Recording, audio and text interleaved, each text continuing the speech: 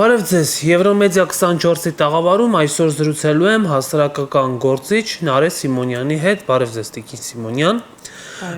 Երեք արցախցիները արտաքին գործերի նախարարության եւ դատախազության դիմաց բողոքի ակցիաներ իրականացրին։ Դուք տեղեկություններ ունեք այդ ակցիաների այն բովանդակության, որը իրենք ներկայացրեցին այդ երկու կառույցներին, եղավ պատասխան ԱԳՆ-ից եւ դատախազությունից։ Այս պահի դրությամբ, եթե չեմ սխալվում, դեռևս պատասխան չկար։ ԱԳՆ-ի դիմաց խոսնակներից էի ես նաև, պահանջները ներկայացվեց, պահանջագիր կար եւ նրանք չէին մոտեցել այն ընդունելու, միջև որ արձանագրեցինք, որ ԱԳՆ-ից ոչ ոք չի մոտեցել, մենք ուղղակի կթողնենք նամակը, այդ ժամանակ ինչ որ ինձ անծանոթ որևէ մեկը ԱԳՆ-ից մոտեցավ, երբ որ արձանագրեցինք, որ ոչ մեկ չի մոտեցել եւ արդեն վերջացնում ենք, մոտեցան եւ վերցրեցին։ Իմ իմանալով, իմ տվյալներով այս պահի դրությամբ որևէ պատասխան չկա եւ անկեղծ ասած ես խիստ կասկածում եմ, որ որևէ կետի կառուցողական պատասխան է տրվելու։ Այդ դեպքում արդյոք չի դառնում, որ այդ ակցիաները կորցնում են իրենց բովանդակությունը, որովհետեւ եթե ամեն դեպքում պատասխան չէ լինելու, ինչ իմաստ ուներ, ինչ որ բան հանձնելը, ասենք դատախազություն։ Դատախազության մասով չեմ կարող ասել դեռ ինչ կլինի իրավիճակ ավելի շատ ԱԳՆ-ի մասով, բայց ամեն դեպքում պետք է հանրային բողոքը ցույց տալ, որ չի լռելու, հանրության ակտիվ մասը չի լռելու, արձանագրելու է այդ խնդիրները եւ փաստելու է, որ այդ խնդիրների մասին բարձրաձայնվել է եւ լուծումներ չի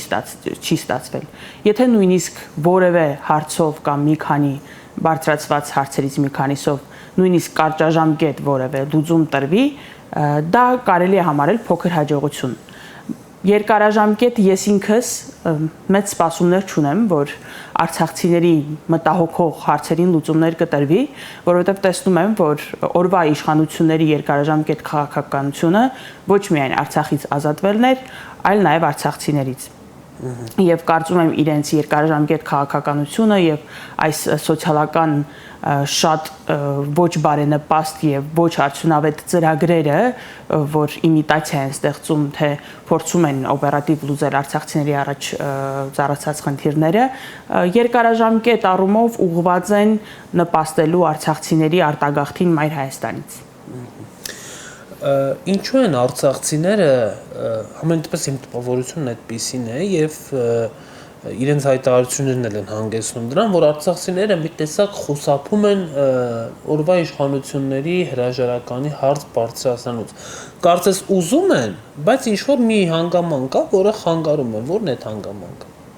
Տեսեք, հանրային Արցախի իրավունքների պաշտպանության խորհրդի եւ նախնական հայտարարած օրակարգում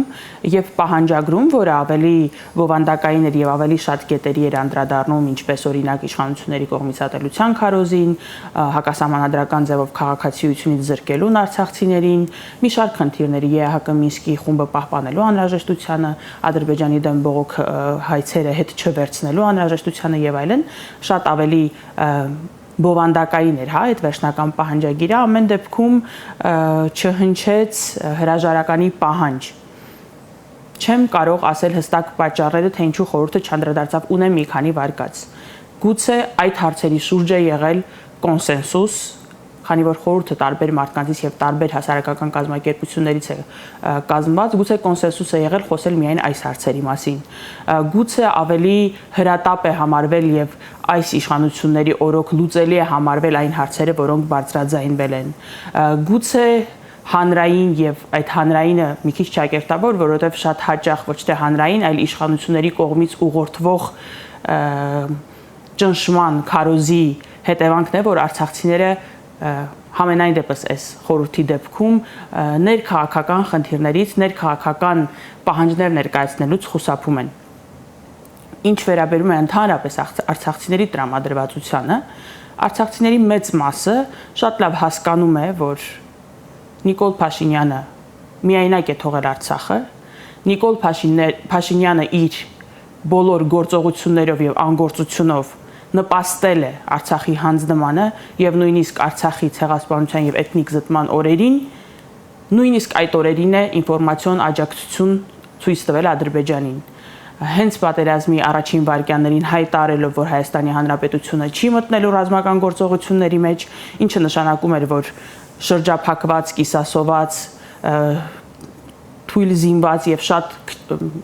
փոքր թվականակով մարդիկ շրջափակումից հետո ստիպված էին միայնակ առերեսվել ցեղասպանությանը։ Եվ ինչը նաև իր հերթին կանաչ լույս էր Ալիևին, որ ինչ ուզում ես արա, այսպես ասած, մենք չենք մտնելու ռազմական գործողությունների մեջ։ Սա արցախցիներին միայնակ թողել էր, սա դեմ էր մեր սահմանադրությանը, որովհետև գիտենք, որ Հայաստանի Հանրապետությունը Արցախի Հանրապետության անվտանգության երաշխավորն է հանդիսանում։ Սա դավաճանություն էր Հայաստանի Հանրապետության 150,000 քաղաքացիների նկատմամբ եւ այնտեղ գտնվող քաղաքացիների նկատմամբ, որովհետեւ արցախցիները բոլորը հանդիսանում են Հայաստանի Հանրապետության քաղաքացի եւ ընդհանրապես ասած դավաճանություն էր հայկական շահին եւ հայկական ազգային օրակարգերին։ Տարբեր քաղաքական ուժերի հետ հանդիպումներ են տեղի ունենում այս ընթացքում գրեթե բոլոր քաղաքական ուժերի հետ, հա, անհատների նաև հետ եղավ հանդիպումներ, թե Արցախի քաղաքական ներկայապնակի, թե հայաստանյան, ձեր կարծիքով այս հանդիպումներն ինչի համար են եւ ինչ որ կերպ ազդում են բողոքի գործողությունների վրա քաղաքական ուժերի հետ հանդիպումները։ Ես այսպես կնկարագրեմ իմ պատկերացմամբ, երբ որ ներկայացվեցին պահանջները եւ Հայաստանի Հանրապետության իշխանությունների կողմից արժանացան անտարբերության եւ չգիտեմ նաեւ այնպիսի կարծիքներ եմ լսել, որ ասել են վրանները հանեք մեկ ամսվա սոցիալական աջակցություն էլ կտանք եւ այլն, այսինքն նույնիսկ հա այդպես վիրավորական պատասխաններ։ Դրանից հետո Արցախի իրավունքների պաշտպանության խորհուրդը համընդհանուր բաց քննարկումների մասին է հայտարարել բոլոր քաղաքական եւ հասարակական ուժերի հետ եւ համընդհանուր կարծում եմ օրակարգն այն է, թե ինչ են պատրաստվում անել, ինչով կարող են օգնել տարբեր հանրային հասարակական ուժերը, քաղաքական ուժերը եւ ընդհանրապես երևի մտքերի փոխանակություն, խորհուրդներ եւ այլն, հա, համընդհանուր ինչով կարող են նպաստել շարժման արդյունավետության բարձրացմանը։ Հնարավորություն դուք տեսնում եք, որ արցախցիների այս շարժումը նաեւ քաղաքական կոնտեքստ ստանա եւ համաժողովրդական շարժման սկիզբ դառնա, որտեղ արցախցիներից համաձայնեք կա ակնկալիք եւ այդ ակնկալիքը չի սահմանափակվում միայն արցախցիների սոցիալական հարցերը բարձրացնելով։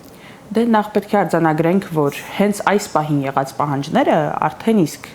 ոչ միայն զուտ սոցիալական չեն, այլ սոցիալականը բազմաշերտ պահանջների մի բաղադրիչն է։ Տեսանք, որ գերիների հարցի բարձրացման մասին է խոսվում, տեսանք, որ հավաքական վերադարձի իրավունքի ինքնորոշված վերադարձի մասին է խոսվում, տեսանք, որ այո իշխանությունների կողմից տարվող ատելության քարոզի մասին է խոսվում, այսինքն ինքնին բնույթով նաև քաղաքական է։ Այլ բան է, որ այդ ամենի հետ մեկտեղ չկա հրաժարականի պահանջ, բայց նաև իմ անձնական կարծիքն է այդպիսին, որ հրաժարականի պահանջը պետք է լինի, բայց դա չպետք է լինի զուտ արցախցիների կողմից։ Դա պետք է լինի ընդհանրապես մեր հայրենիքի Հայաստանի Հանրապետության ապագայով մտահոգ ազգային դաշտի ամբողջական պահանջը։ Կհասնի արդյոք այս շարժումը դրան, կկարողանա եւ կցանկանա արդյոք համընդհանուր մոբիլիզացիա անել եւ տանել շարժումը հրաժարականի պահանջի ուղղությամբ, չգիտեմ, չեմ կարող ասել, ընթացքը երևի ցույց կտա։ Արցախցիների հետ վերադարձի հարցի հետ կապված իշխանությունները հստակ իրենց դիրքորոշումը հայտնել են եւ ասում են, որ դա չպետք է դառնա հայ-ադրբեջանական բանակցությունների ուրեմն առարկա։ Ձեր կարծիքով իշխանությունները ինչու են նույնիսկ այս այսպես ճակերտավոր ասած անշարժ թեմաները նույնիսկ հրաժարվում են հայ-ադրբեջանական բանակցությունների օրակարգում ներառելուց։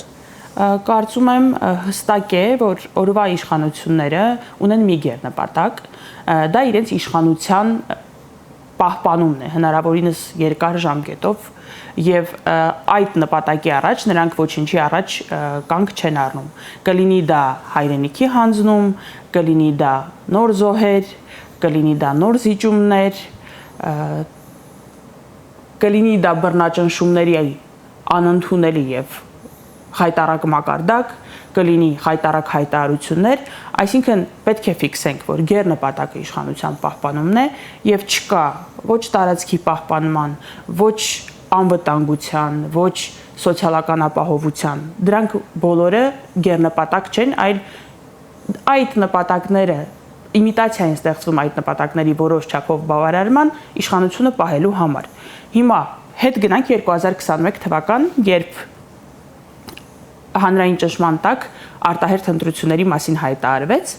այդ ժամանակ նրանք իրենց նախընտրական ծրագրում հասկանալով, որ հուսախապ են արել են մարդկանց, ովքեր սպասում էին նրանցից Արցախի տեր կանգնել Արցախին, լուծել հայանպաստ լուծում տալ Արցախյան խնդրին, նրանք իրենց ծրագրի մեջ ներառել էին Հադրութի եւ Շուշիի դեօկուպացիա, Արցախի մասին կետեր բավականին շատ, որ իբր պետք է զբաղվեն իր նախընտրական քարոզում կեցե Արցախն էր գոռում վարչապետի հաթոռը զբաղեցնողը,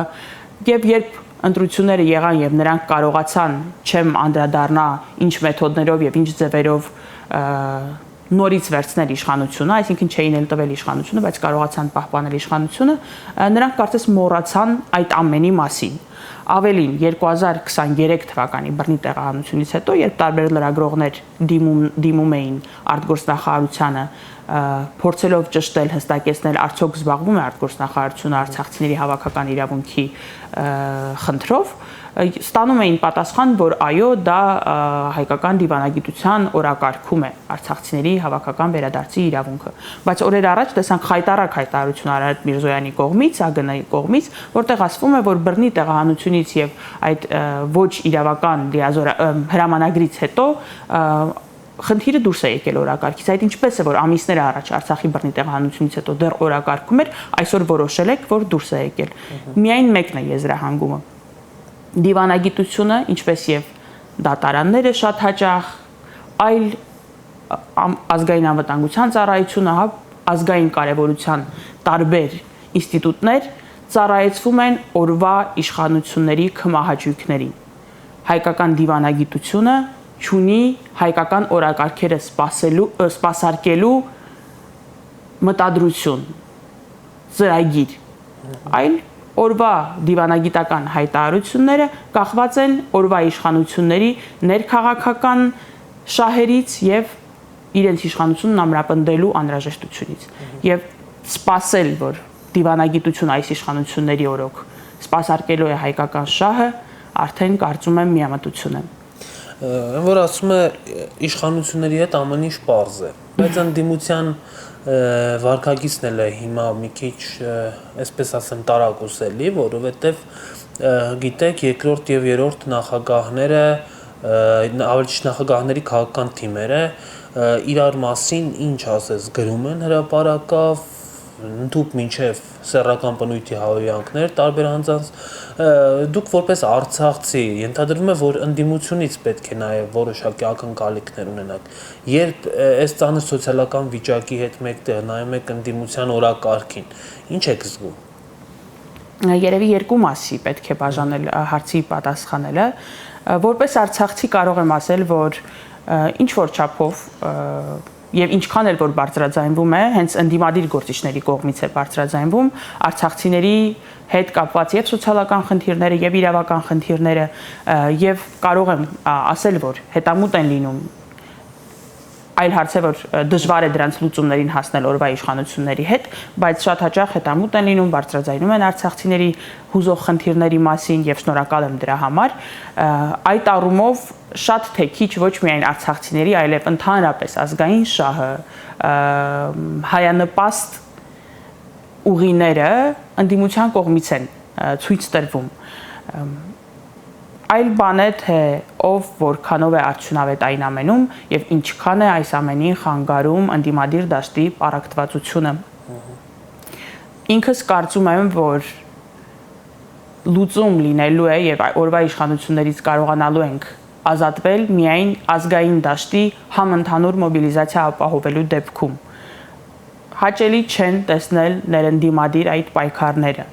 Հաճելի չեն տեսնել, որ երբեմն իրար դեմ կարող են պայքարել Նիկոլ Փաշինյանական մեթոդներով։ Հորդորում եմ, խնդրում եմ, գուցե պահանջում եմ չանել այդ ամենը, կենտրոնանալ մեր առաջնային խնդիրների վրա եւ այդ առաջնային խնդիրների համար լուծում գտնել։ Եվ չգիտեմ, Գյումրիի օրինակը թերևս մի փոքրիկ օրինակ է, փոքրիկ հույս է, որ տարաձայնություններ կարող են ունենալ, հասկանալի է, որ այդ տարաձայնությունները կան։ Կարող է լինել նաև այո, արյան վրեժ, արյան խնդիր, բայց չմոռանանք, որ մենք բոլորս ունենք արյան վրեժ եւ հողի վրեժ։ Հազարավոր տղաների արյան վրեժը եւ մեր կորսված հողի վրեժը։ Ունենք անվտանգության սպառնալիք, որ ամեն օր է մեզ սպառնում։ Ամեն օր հիմա այսօրվա Հայաստանում, Հայաստանի Հանրապետությունում ոչ ոք չի կարողանում իր կյանքը 1 ամիս հետո պլանավորել։ Որովհետև մենք չգիտենք ինչ է լինելու մի շաբաթ հետո, մենք չգիտենք ինչ է լինելու վաղը։ Այս խնդիրները պետք է շատ ավելի կարևոր լինեն, քան մինչ անձնական կամ քաղաքական նեղացվածությունները, անհաշտությունը եւ այլն։ Եվ հույս ունեմ, եւ այս Գյումրիի դեպքը, որ ինքը շատ բնութագրական էր մեր ընդդիմադիր դաշտի համար, էլի կային տարաձայնություններ, ամեն ինչ հարթ չէր, իրարից կար նեղացվածություն, կար կարծես թե նույնիսկ իրար ընտանիքների միջև կային մանրամասները չգիտեմ, խնդիրներ, բայց ամեն դեպքում մարդիկ մի կողմ դրեցին այդ ամենը եւ իշխանազրկեցին Գյումրիում իշխող կուսակցությանը զրկեցին, հա, իշխանությունից։ Սա փոքրիկ, բայց հուսադրող մի դրվագ է եւ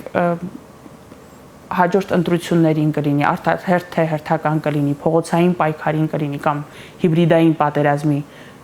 որ ուղղությունն էլ ընտրվի, այս մոտեցումը պետք է լինի, որ առաջնային նպատակը թշնամուշահը սպասարկող ռեժիմի հեռացումն է։ Եվ դա առաջին քայլն է, որովհետև հասկանում եք, դրանից հետո մենք հարյուրավոր խնդիրներ ունենք եւ միասին պետք է լուծենք այդ խնդիրները։ Հույս ունեմ, որ այնինչ տեղի ունեցավ Գյումրիում, արդյունավետ համերաշխ խելացի աշխատանքի արդյունքում մի օր հնարավոր կլինի անել նաեւ ամբողջ Հայաստանի Հանրապետությունում։ Կարծիք կա, որ պետք է նոր ընդդիմադիր ուժերի հայտ կան եւ երկրորդ եւ երրորդ նախագահները այլևս չեն կարող որևէ բան փոխել, նկատի ունենալով, որ նախկինում շատ են փորձել եւ չի ստացվել, հա, հայրենիքի փրկության շարժում, դիմադրության շարժում, սրբազան շարժում, դուք ինչ եք կարծում, հնարավոր է նոր քաղաքական ուժերի հայտ գալը եւ հնարավոր է, որ այդ նոր քաղաքական ուժերը նաեւ Արցախի քաղաքական դաշտից լինեն։ Կդժվարանամ պատասխանել Արցախի քաղաքական դաշտից կլինեն, թե չէ, գուցե ոչ ամբողջությամբ, բայց նաև կներգրավեն դրա մեջ արցախցիները, այն որ նոր քաղաքական ուժի անհրաժեշտություն կա դաշտում, ցույց են տալիս բոլոր հարցումները։ Այսինքն այն, որ բնակչության 30, 40, 50%-ը ոչ մի ուժի չի ընտրում, նշանակում է, որ երիտասարդ նոր ձևավորվող ուժի կարիք կա դաշտում։ Բայց դա չի նշանակում, որ դաշտում արդեն իսկ եղած ուժերը անելիք չունեն կամ խանգարում են եւ այլն։ Ես հավատային չեմ այդ մոտեցումների հետ։ 100 հազարավոր մարդիկ այս պահի դրությամբ ընտրել են այդ երկու ուժերին եւ հետեւաբար այդ ուժերի կարիքը դաշտում կա։ Եվ ավելին, ինչ է նշանակում պետք է հեռանան։ Ամեն մարդ ունի քաղաքականությամբ զբաղվելու իր իրավունքը։ Պետք է հեռանանը, պետք է ասի ժողովուրդը հերթական ընտրություններով։ Այս դեպքում տեսնում ենք, որ ամեն դեպքում վերջին եղած ընտրություններով եւ համապետական եւ թիմ ընտրություններով տեսնում ենք, որ այս մարդիկ ստանում են ժողովրդի քվեն, ինչը երևի բնական է, չեմ կարծում, որ այս մարդիկ պետք է ձեռքերը ծալեն կամ դուրս գան դաշտից կամ ասեն դե մեր մոտ չստացվեց, թող այլ մարդիկ փորձեն, բայց նոր ուժեր եւս պետք է լինեն եւ համընդհանուր ազգային դաշտում եղած ուժերի ջանքերով է, որ կկարողանանք հեռացնել այս իշխանություններին։ չհավատակ, որ այս իշխանությունները հեշտ են հեռանալու։ Գերնպատակ է իշխանությունը իրենց համար։ Շատ դժվար է լինելու հեռացնել։ Բայց ես տեսնում եմ այդ պոտենցիալը, տեսնում եմ, որ ազգային դաշտը աճում է եւ նոր դեմքեր եւ նոր ուժեր ի հայտ գալու պոտենցիալ եւս կա եւ հույս ունեմ, որ եւ եղած ուժերը եւ նոր ձևավորվող ուժերը համերաշխ են լինելու առաջնահերթությունների հարցում։ Շնորհակալ եմ զրույցի համար։ Ձեզ նույնպես շնորհակալություն։ Հարգելի հեռուստադիտողներ, ես զրուցում էի հասարակական գործիչ Նարէ Սիմոնյանի հետ, կհանդիպենք։